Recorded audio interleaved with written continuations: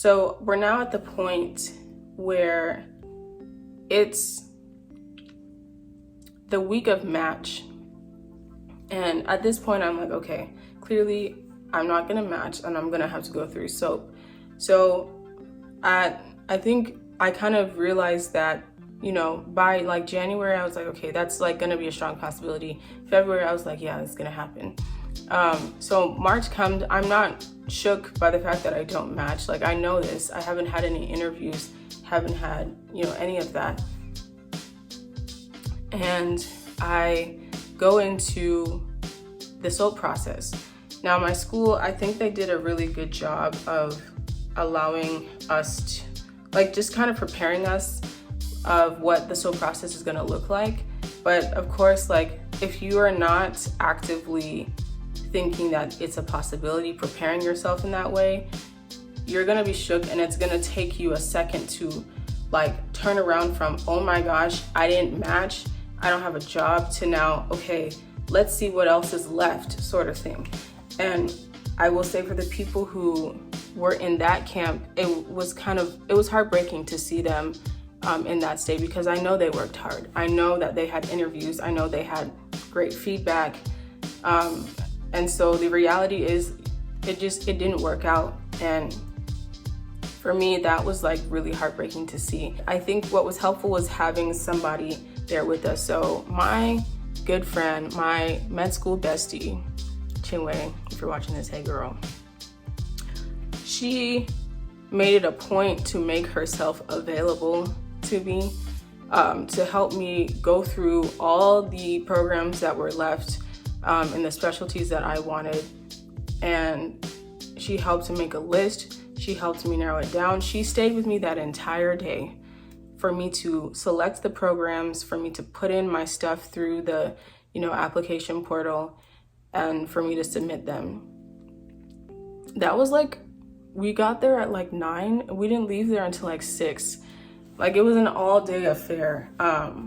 And she was there with me while I was like crying. I should give you some context. So I originally solely applied for OB-GYN. That's what I've always wanted to do. And when it got to the SOAP process, I had a preceptor who I worked with on my OB rotation. I'm so grateful that I met her, that I got to work with her. She taught me everything I know about women's health.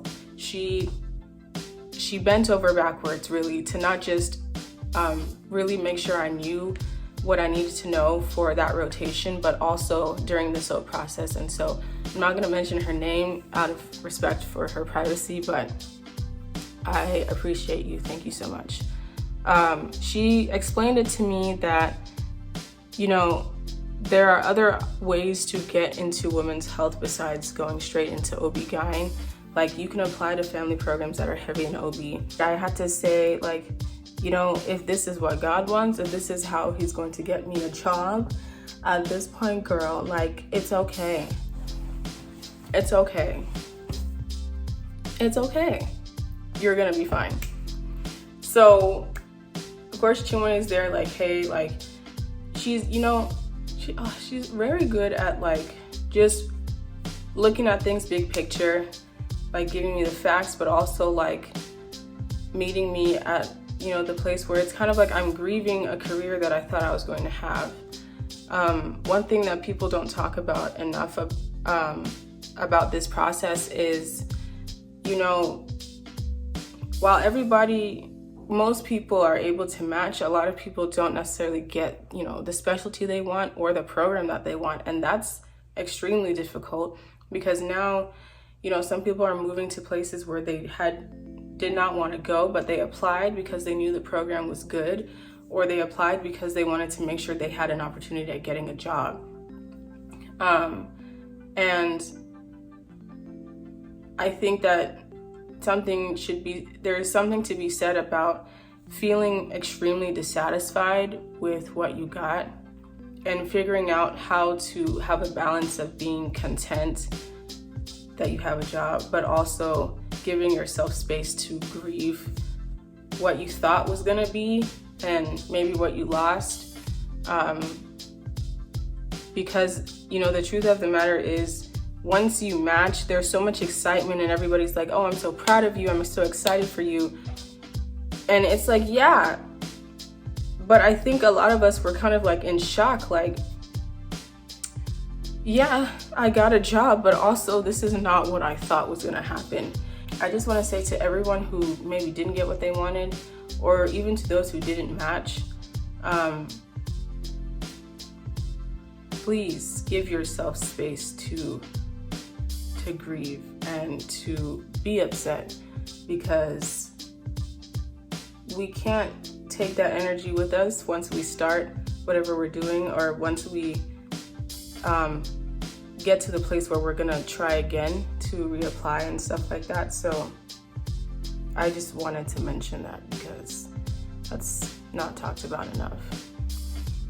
So yeah, we go through that entire day. We submit my application. Tuesday, Wednesday is supposed to be for interviews. So I drive from San Antonio to Houston, where I'm from, and I don't hear anything from anyone on Tuesday. And honestly, I'm glad that I didn't, because I had the worst attitude. I was tired. I was annoyed that I was in the position I was. Even though I had months to prepare myself, you would think that I'd be like, all right, it is what it is. But I just was not in a good place, like mentally. And so Tuesday came and went, and I said, God, please change my attitude. Give me the desire to be at peace, or at least have joy with what, not even joy, but at least be ready and prepared to answer what questions I need to, because I'm gonna have interviews and I'm gonna have a job by the end of the week. That's a mantra that I kept saying. Wednesday comes and I have an interview from a program that a friend of mine did a transitional year at, and it's fantastic. Like, it was an amazing conversation. Honestly, the interview went very well, and I had, you know, some people call on my behalf, and all was well and everything. And I thought, okay, well, that's where I'm gonna go. That's where I'm gonna go. Thursday comes, and that's when the kind of NFL draft starts.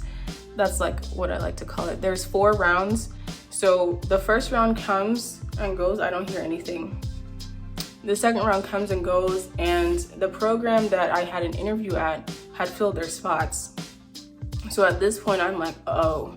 So, you know, the talk about, oh, we think you're going to be doing very well here. We're excited to possibly have you there. You know, I'd even talked to one of the residents just to get a feel for their experience. And it was, you know, I thought it was good. But I think it's important to also know, like, you got to take things with a grain of salt when a program tells you these things, because, like, they're kind of being vulnerable too. Like, they want to have the best of the best in their program as well. And so when they tell you these things, also know that you have power in what you tell them as well. So that's like another big lesson I had to learn very quickly during that process. So again, the second round comes and goes. And then we have like the next round that comes. I think there was like a break, an hour-long break in between each round. So the third round comes and goes, and I still don't hear anything. Mind you, we only have 1 round left. And so it's like, say, like 30 minutes or so till the next and last round starts. And I look at my phone, which happens to be on Do Not Disturb. Those of you who know me know that my phone has always been on Do Not Disturb. I don't know what it is. It has me in a chokehold. I'm really trying to do better about it. But had I not looked at my phone in that time period, I wouldn't be sitting here making this video telling you that I now have a job. I looked at my phone and it's a missed phone call, and I called them back, and it's the program director, and they're talking about, hi, we have like 1 more spot left. We want to interview you to see like where you are as far as like what you want in your career, like what do you want to do, what are some of the things that you're looking for in a program, sort of thing. I should also mention that throughout that, I think it was like a 10-minute conversation. First of all, I'm shook because I looked at the roster of what programs had spots open and their name was not on that list. Like their spots were filled. And so the fact that they call me saying they have one more spot and they want me to have it, that's God. I'm kind of shook during that conversation because I'm like, okay, I wasn't expecting to be doing an interview the day of the rounds, but here I am, I'm doing it. And, you know, they're asking me questions that I'm like, oh, I mean, I'm glad to know that you want to know like what I want. You know, I talked about being able to serve really underserved communities and my experience working in an FQHC and how that really has impacted the type of healthcare I want to be able to give. And I should also mention, not once did they ever ask me about my board exam history, whereas the other program I interviewed at did.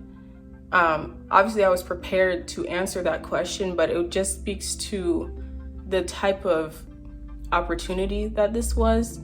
And I don't know, I think it also speaks to the type of program that I was getting into. Like, of course, everybody sees your exam transcript. But for me, it was just the type of interview that this was. It was truly a conversation, just getting to know me better. And I really genuinely appreciate that. So that conversation, like I said, it lasted like a little bit less than 10 minutes. And at this point, we have 10 more minutes left until the next round starts. There's no time for me to have people call on my behalf. I still reached out to them to see if they would, but there was no time. So the interview ends. I scrambled to like contact my career advisor, telling him and updating him what happened. And he's like, okay, let's see what happens. And by God's grace, the next and last round starts and I get an offer from the program that I matched into. And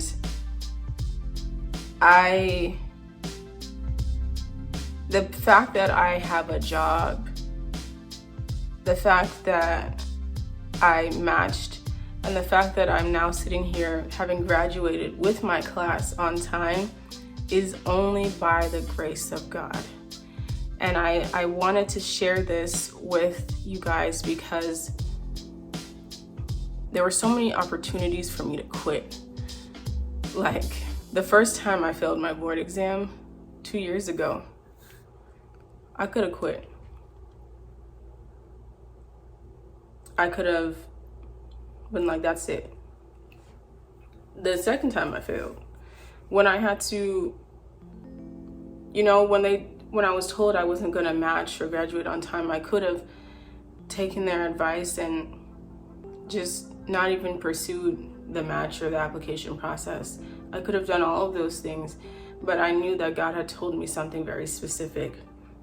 I think that there have been so many points in my life where I felt like I didn't really know when God was speaking and when it was just my voice or other voices in my head. And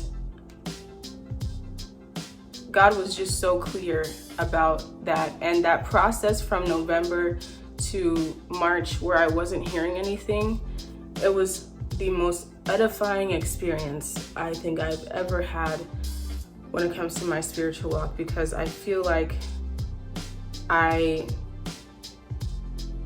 actively shed off so many insecurities, so many things that were keeping me from my purpose. And now that I'm sitting here in this spot, I'm just like, God, what's next? And I feel like he's saying, we just started. What do you mean? You thought that was good? Baby, we about to go, you know what I'm saying? Anyways, thank you guys so much for watching this video. I really hope that it blesses somebody out there who maybe is in the middle of board studying or about to start applying or contemplating quitting. Please do not quit. Like,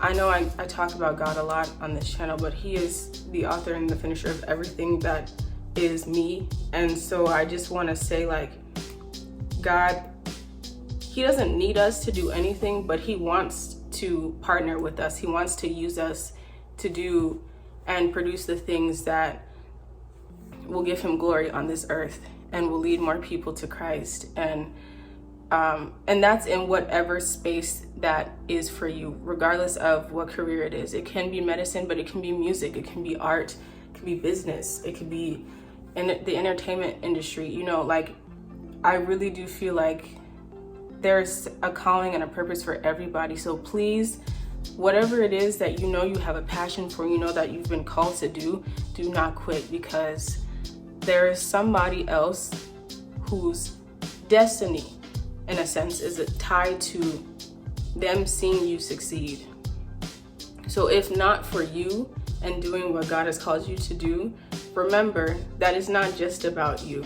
It's about the people behind you and the people tied to you. And so, yeah, I hope that this blesses you.